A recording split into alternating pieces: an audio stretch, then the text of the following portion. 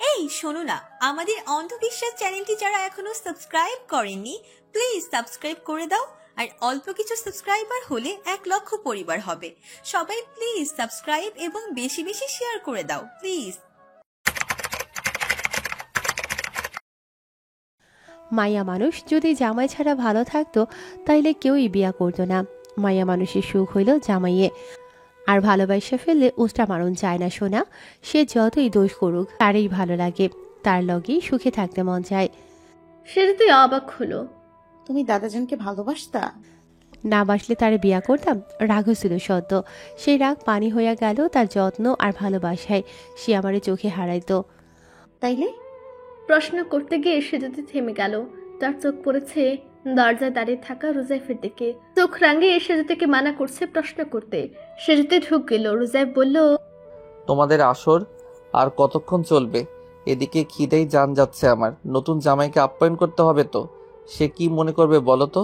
সুহান সাথে সাথে বলল, কিছু মনে করবো না ভাইজান, তাঁতির গল্প শুনতে ভালোই লাগতেছে। তা বললে হয় নাকি? ফুমা, খাইতে দাও আমাদের। রুজাইফ বেরিয়ে এলো। ফজলাতুন্নেসা সেদিকে তাকিয়ে নোমাকে বলল, ওদের ভাত দে নোমা। নোমা উঠে গেল। ওর পিছু পিছু উপল সুহানও উঠল।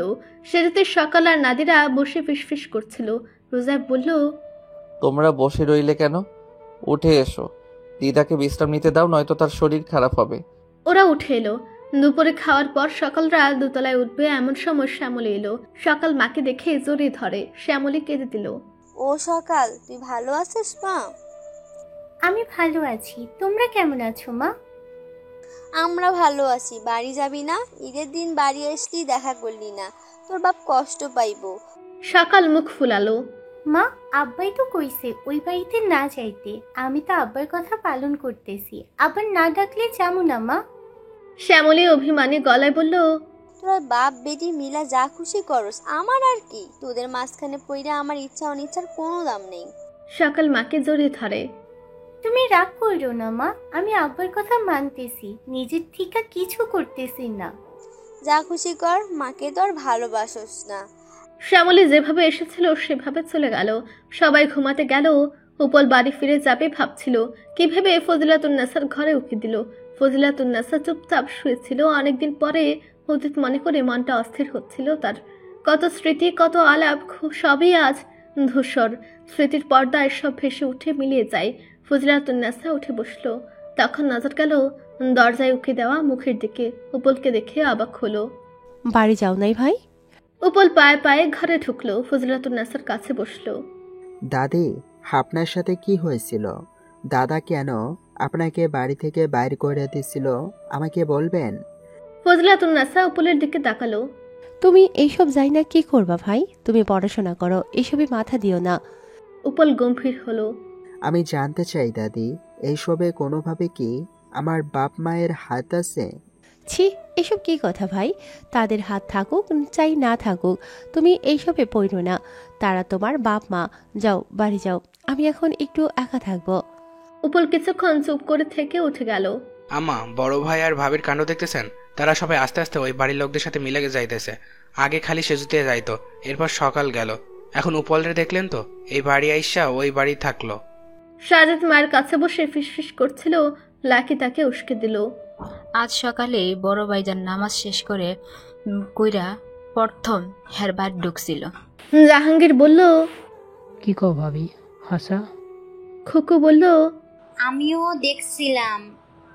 আরো মজার খবর হইল সন্ধ্যাকালে বড় ভাবিও পেয়েছিল। কও কি এসব? সাজেদ বিস্মিত হলো। লাকি বলল, তোমাকে তো আগেই কইছিলাম বড় ভাই ওগো লগে খাতির কইরা চলতে চাই। দেখো নাই রোজাই টাকা চাইতেই টাকা দিয়া দেই। তাগো মাইয়া এই বাড়িতে পুইরা থাকে, আবার ওই পোলা সকালকে সাহায্য করছে। শুনলাম বুড়ি হাসপাতালে আসিল, উপর সব দেখাশোনা করছে। এগুলা কি এমনি এমনি? ভাইজান তলে তলে কি ফোনতে আটতেছে কে জানে। সম্পদ পাওয়ার লাগা সবই করতে পারে। মা, আমি কই কি এই জমি জমা ভাগ কইরা নাই। আমি আগেই কইলাম গ্রামের বাড়ি কিন্তু ভাইজানকে দিতাম না। হেই এতদিন মেলা আলিশান জীবন কাটাইছে, এইবার আমরা আমাকে হক বুঝে নিব। সাজেদের কথায় জাহাঙ্গীর শ্বাস পেল যেন।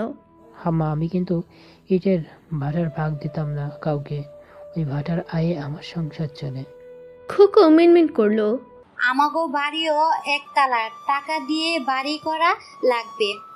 শামসুল নাহার এতক্ষণ চুপচাপ শুনলেও এখন থমকে উঠল। চুপ কর তোরা, যেই না একটু সম্পদ নিয়ে তোরা কারাকারি, আগে সমস্যার মূল উৎপাটন কর, তার ভাগাভাগি করিস। শোন, ওরা বহুত বাড়ছে, আমরাও দেখেছি।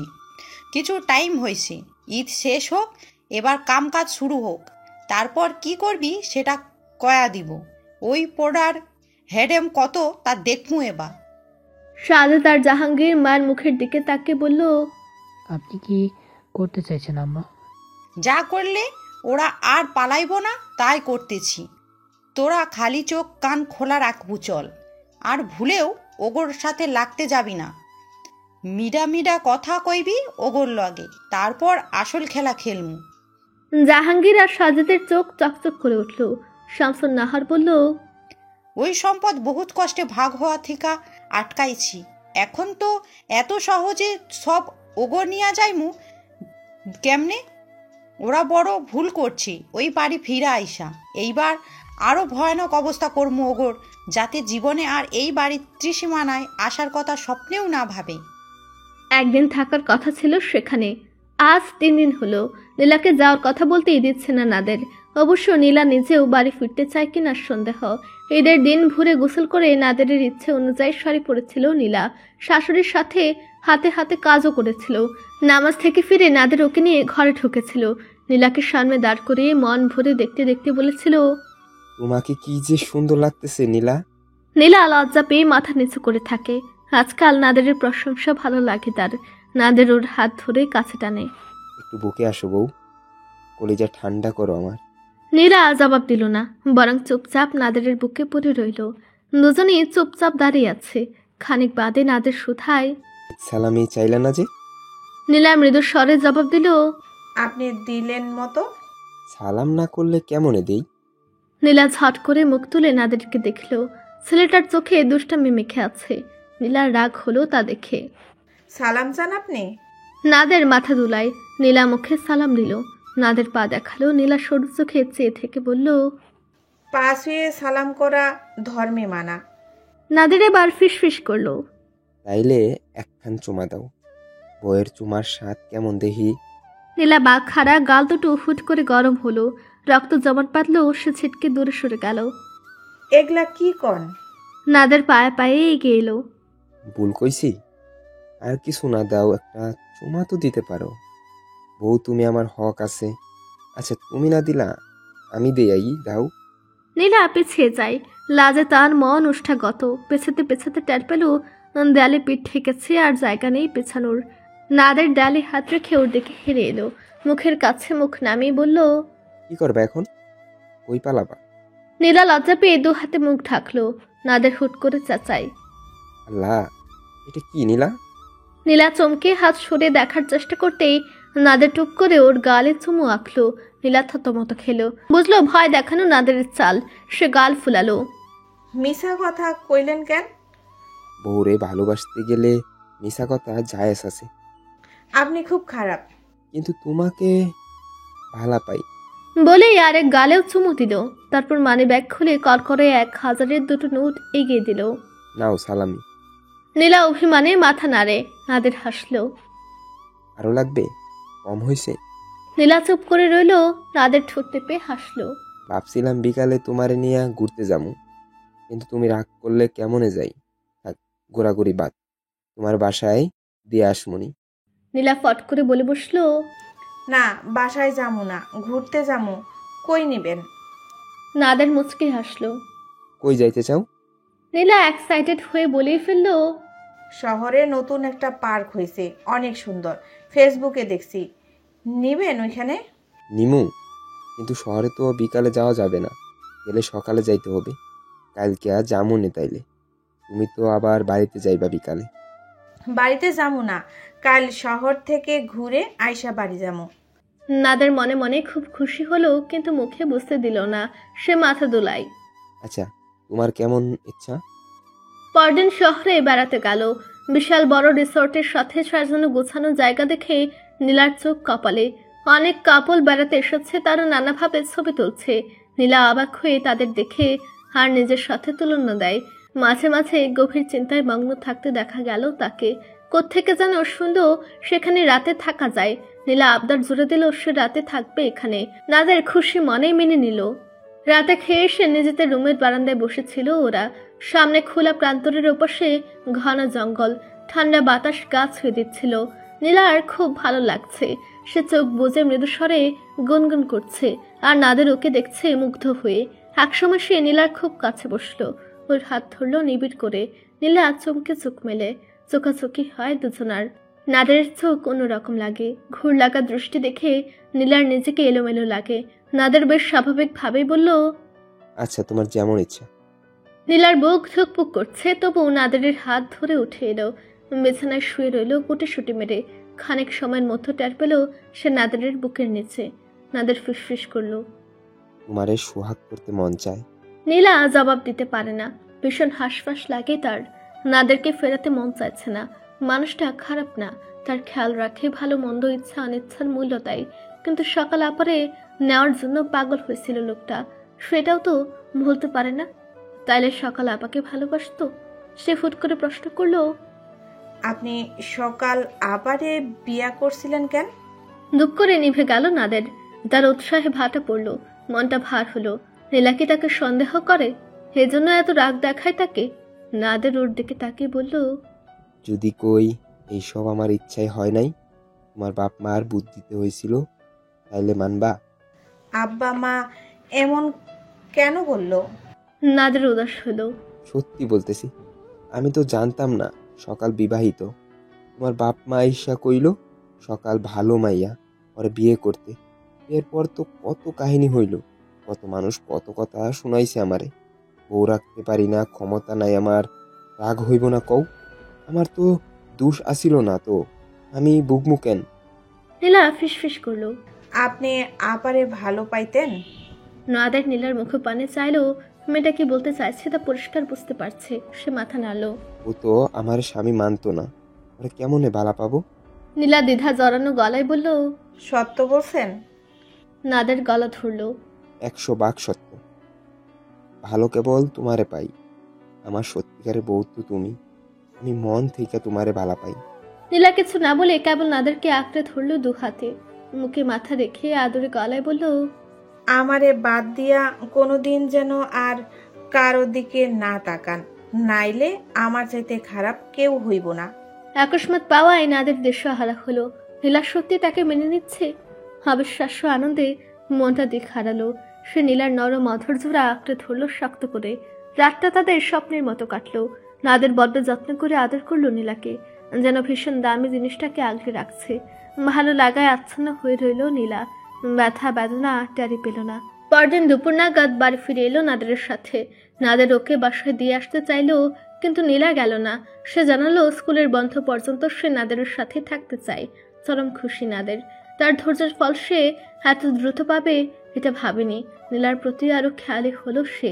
নিজেকে মনে মনে বলল, নীলার বিশ্বাসের মর্যাদা রাখবে আজীবন, কখনো কষ্ট দেবে না ওকে।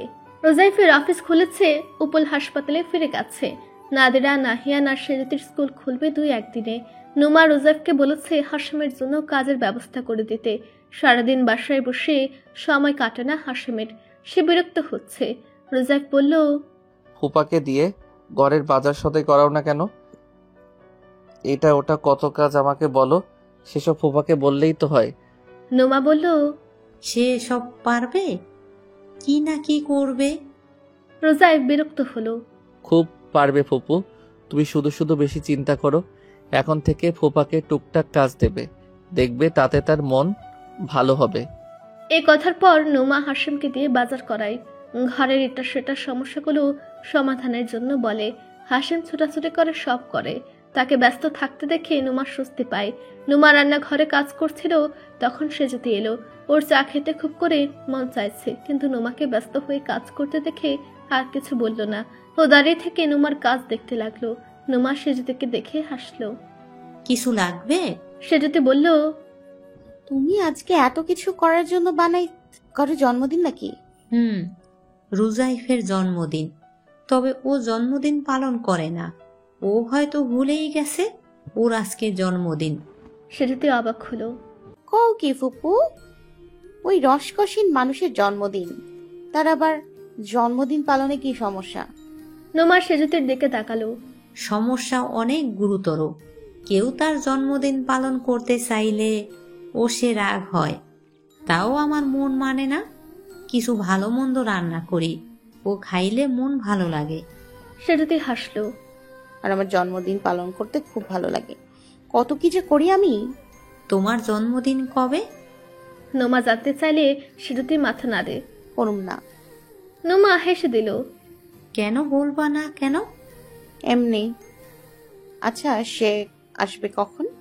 নোমা কাজ করতে করতে সেজুতিকে দেখে। মাঝে মাঝে কেন যেন মনে হয় সেজুতি রুজাইফকে পছন্দ করে। দুজনার জোড়া হলে বেশ হতো। পরক্ষণে মনে পড়ে সেজুতি শত্রুপক্ষের, আর রুজাইফ ওকে কখনো মেনে নেবে না। নোমা মন খারাপ করে বলল, প্রতিদিন যখন আসে তখনই আসবে। সেজুতি চলে গেল মাথা তুলে। নোমা সেদিকে একবার তাকিয়ে আবার কাজে মন দিল। নাদিরা বই পড়ছিল, সেজুতি এসে হামলে পড়ল। এই নাদিরা, তোর খারস ভাইয়ের জন্মদিন আজ। নাদিরা শুকনো গলায় বলল, ভুলে যাও আপু, ভাইয়া একদম পছন্দ করে না জন্মদিন পালন। সেজুতি বসে পা নাচায়। আরে তুই তো জানিস আমার তেরামি করতে ভালো লাগে। তোর ভাইয়ের জন্মদিন পালন করেই ছাড়বো এবার। নাদিরা সেজুতির হাত ধরল। আপু প্লিজ এমন করো না, ভাইয়া সত্যিই পছন্দ করে না। সেজুতি সে কথা শুনেও শুনল না। তুই আমাকে হেল্প করবি কিনা বল। নাদিরা হাল ছেড়ে দিল। সেজুতির জন্য ভয় লাগছে তার। আজ মেয়েটার কপালে কি আছে কে জানে। সন্ধ্যায় রোজায় ফেল। তখন সবাই মিলে বসার ঘরে আসর জমেছে। সেজুতির পরনে একটা নীল তাঁতের শাড়ি। রোজাইফ থমকে গেল। মেয়েটাকে এভাবে মিষ্টি লাগছে দেখতে। সেজুতি ওকে দেখে এগিয়ে এলো। আমারে উইশ করেন, আজ আমার জন্মদিন। রোজাইফ ভ্রু কুচকে ফেলে। বাকি সকলের দিকে তাকালো সে। নোমা অন্যদিকে তাকিয়ে আছে। সেজুতি বলল, আরে ওই দিকে কি দেখেন? আচ্ছা এইদিকে আসেন, আপনার জন্য অপেক্ষা করতেছিলাম। এখন কেকটা কাটি। রোজাইফ তবু দাঁড়িয়ে আছে। সেজুতি হাত ধরে টেনে নিয়ে কেকের সামনে দাঁড় করে দিল। রোজাইফের হাতে ছুরি ধরে দিল।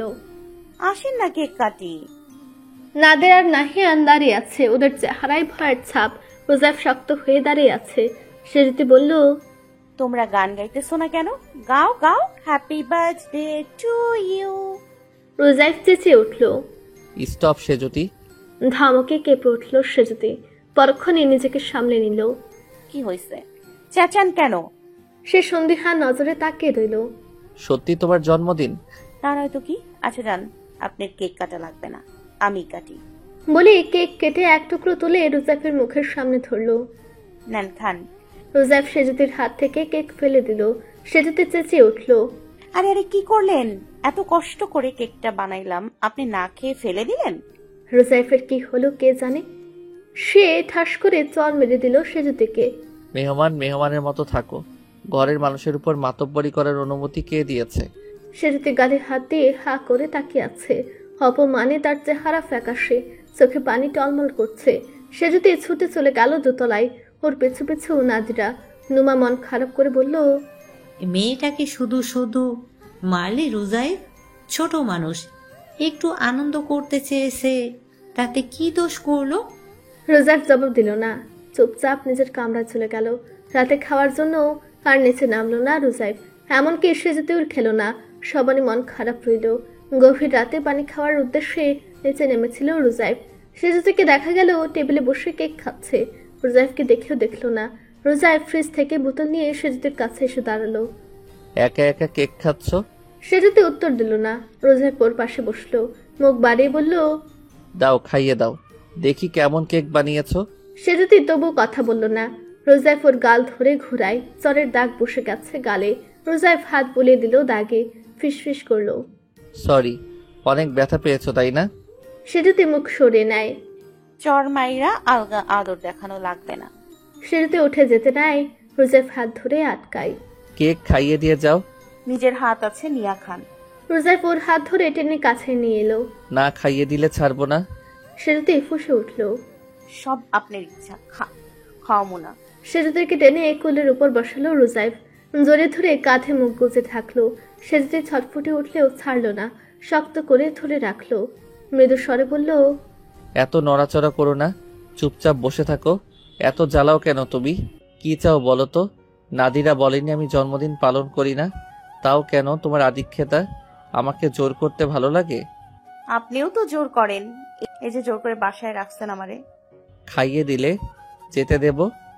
সেজুতির চোখে অকারণে জল জমে। রোজাইফ ওকে সামনে ঘুরে আনে, সেজুতির মুখ নিচু করে রাখে। রোজাইফ ওর মুখ তুলে ধরে দেখলো। খাইয়ে দাও প্লিজ, না হলে খুব কষ্ট পাবো। সেজুতির ঠোঁট কামড়ে ধরে কান্না আটকায়। অনিচ্ছায় রোজাইফের মুখে কেক তুলে দেয়। রোজাইফ সেজুতির কান্না ভেজা মুখের দিকে তাকিয়ে থেকে কেক খায়। সেজুতির কাঁদো কাঁদো মুখ দেখতেও কেন যেন ভালো লাগছে তার। বাচ্চাদের স্কুল শুরু হলো। সারাদিন ঘর ফাঁকা থাকে। হাসিম দুপুরে খেয়ে চায়ের দোকানে যাচ্ছে রেগুলার। নুমা কয়েকবার মানা করার পরও শুনছে না। নুমা আর কিছু বলতে পারে না। সে বিছানায় গড়িয়ে নেয় কিছু সময়। বিকেলে সবাই ফিরে আসে। হাত মুখ ধুয়ে নিচে নেমে বাবাকে না দেখে নাদিরা মায়ের কাছে জানতে চাইলো, বাবা কোথায় মা? দেখছি না যে। নুমার হুঁশ হলো। তাই তো, তোর বাবা কই? সে দুপুরে চা খেতে গেল, বলল ঘন্টাখানেকের মধ্যে চলে আসবে, এখনো আসলো না। সে যদি জানতে চাইলো কোন চায়ের দোকান? নুমা মাথা নাড়ে। আমি তো চিনি না। সে যদি রুমেলাকে ডাকে, ও রুমেলা দাদি, তুমি একটু উল্টা দিকে চায়ের দোকানটাতে দেখে আসো ফুপু সেখানে আছে নাকি। রুমেলা দেরি না করে ছুটল। নাহিয়ান আর নাদিরার খিদে লেগেছে, কিন্তু সে খেতে বসতে পারল না। তারা স্কুল কলেজ থেকে ফেরা মাত্রই বাবা তাদের আশেপাশে ঘুরঘুর করে। এটা সেটা জানতে চায়। কখনো এই নিয়মের ব্যতিক্রম হয়নি। আজ নেই দেখে চিন্তা হচ্ছে। নুমা বলল, তোদের ভাত দে, খেয়ে নে।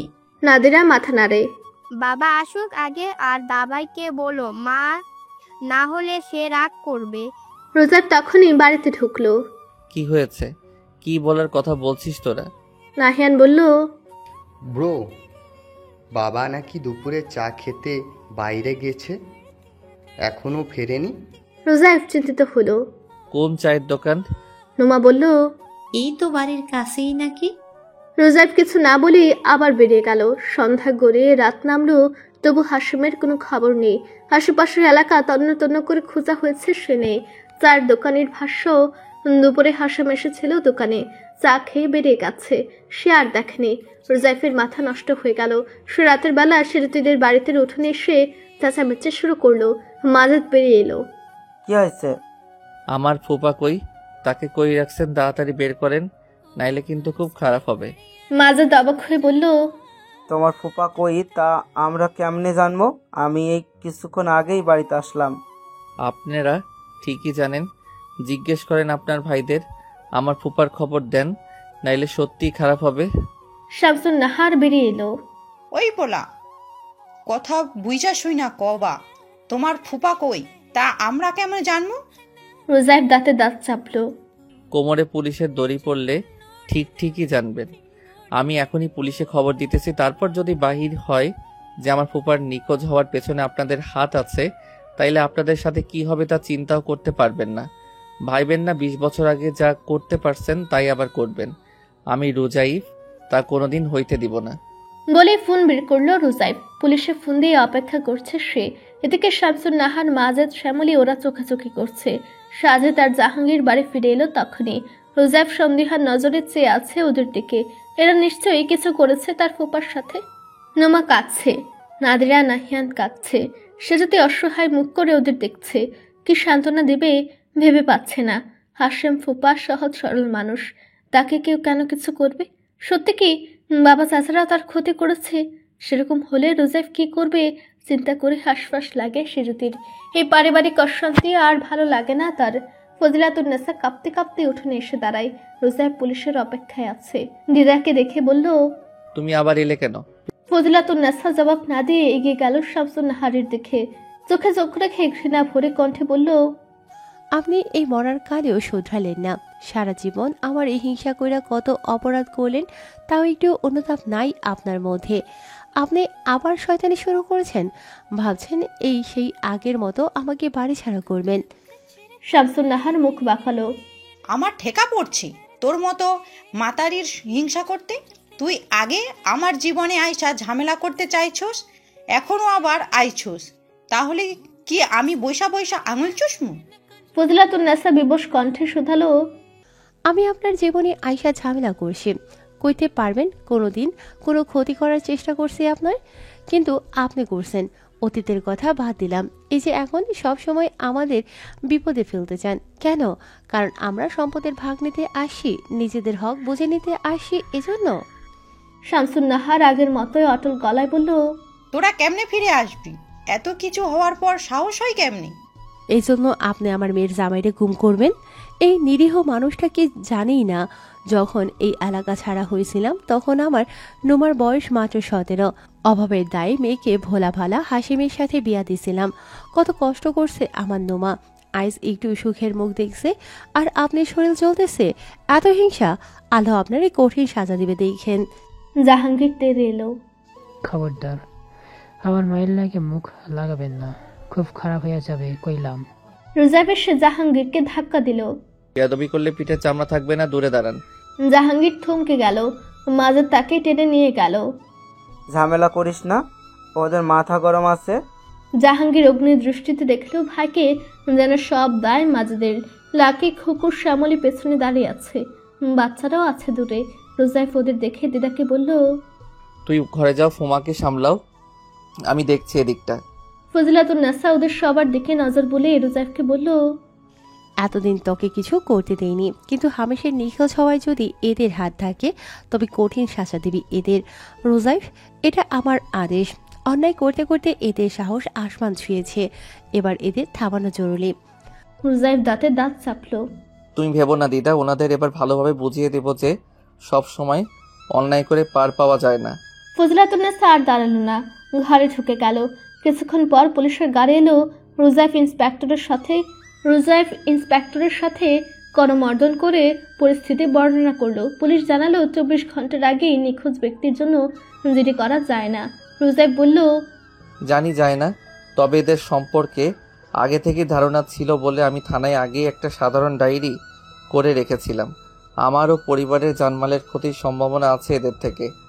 জানতাম আগে পরে এরা এমন কিছু করার চেষ্টা করবে। এখন আপনারা আমার ফুপার খোঁজ করেন, আমি চাই না তার কোনো ক্ষতি হোক। বড় ধরনের কোনো ক্ষতি হওয়ার আগেই তাকে খুঁজে বের করেন। আমি খোঁজ নিয়ে দেখেছি উনি চায়ের দোকানেই ছিলেন, ওখান থেকে কারোর সাথে বেরিয়ে আর ঘরে ফেরেননি।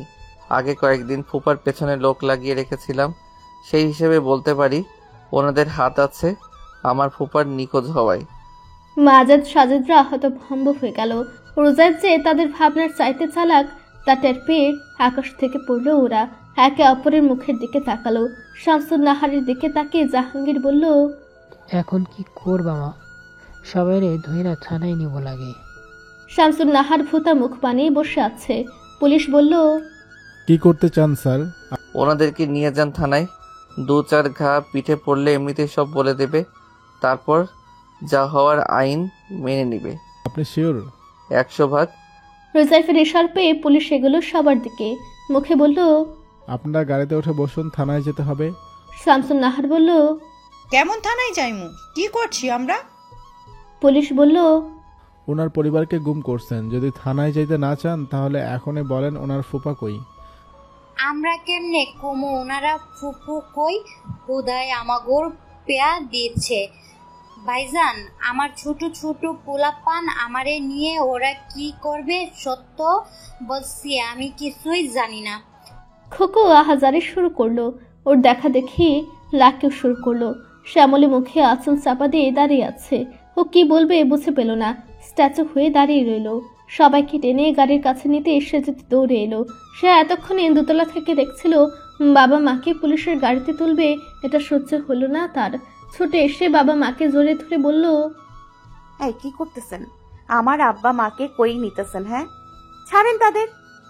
রোজাইফ বলল, আমার ফুপাকে এনে দাও, সে যদি তোমার আব্বা মাকে ছেড়ে দিব। সে যদি রোজাইফের কাছে এসে দাঁড়ায়। আপনি জানেন আমার আব্বা আম্মা এমন না, তাও পুলিশ ডাকলেন কেন? রোজাইফ কঠিন হলো। ফালতু বকো না, সে যদি হয় আমার ফুপাকে এনে দাও, নয়তো পথ ছাড়ো, এর বাইরে কোনো কথা নেই। সে যদি ওর বাবার কাছে দৌড়ে গেল। আব্বা, আপনি জানেন হাসেম ফুপা কই? জানলে কয়ে দেন, মানুষটা ভালো, বোকা শোকা, সবাইকে আদর করে, ভালো পায়। তার খোঁজ জানলে বইলা দেন আব্বা, আপনি জেলে থাকবেন এটা সহ্য হইব না আমার। মাজেদ ভীষণ লজ্জা পেল মেয়ের প্রশ্নে। সে মাথা নিচু করে বলল, সত্যি আমি কিছু জানি না, সে যদি আমার কারো কোনো ক্ষতি করে নাই। সেজুতি বাবার হাত ধরল। আমি জানি আমার আব্বা এত খারাপ কাজ করতে পারে না। মাজেদের চোখে জল জমলো, মেয়েটা তাকে এত বিশ্বাস করে। সেজুতি দৌড়ে এলো রোজাইফের কাছে। আমার আব্বা কোনোদিন কোনো খারাপ কাজ করে নাই। স্কুলের মাস্টার হিসেবে এলাকায় তার সম্মান আছে। আপনি তার সম্মানহানি কইরেন না। ফুপাকে খুঁজা বাইর করুন, একটু টাইম দেন। টাইম দেব না। তোমার দাদি একজন খুনি, তার উপর কোনো বিশ্বাস নাই। সে যদি আমার ফুপাকে কিছু করে তার দায় কে নেবে? সেজুতি দাঁড়িয়ে রইল। রোজাইফের কঠোরতা তাকে অবাক করছে। সে আবার দাদির কাছে ছুটে গেল। দাদি, তুমি কিছু জানলে কইয়া দাও, হুদাই জেলে যাইবা কেন? শামসুন নাহার বলল, নিয়মিত ভালোবাসার গল্প শুনতে এবং পড়তে আমাদের অন্ধবিশ্বাস চ্যানেলটি সাবস্ক্রাইব করে পাশে থাকা বেল আইকনটি ক্লিক করুন। ধন্যবাদ সবাইকে।